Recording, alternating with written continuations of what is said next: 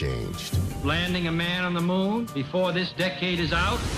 We're going further than we've ever gone before. Yes! But our vision stays the same. Whoa. This is an incredible story.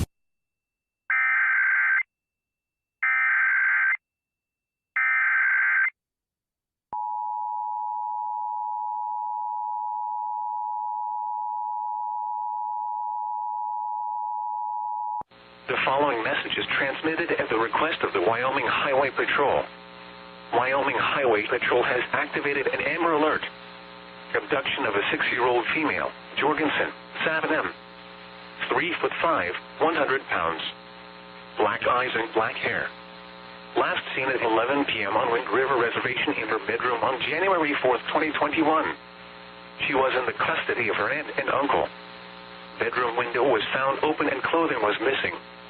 Possibly wearing a gray shirt with yellow sleeves and pink tights. Unknown vehicle. No further information at this time. If you have any information, call 911.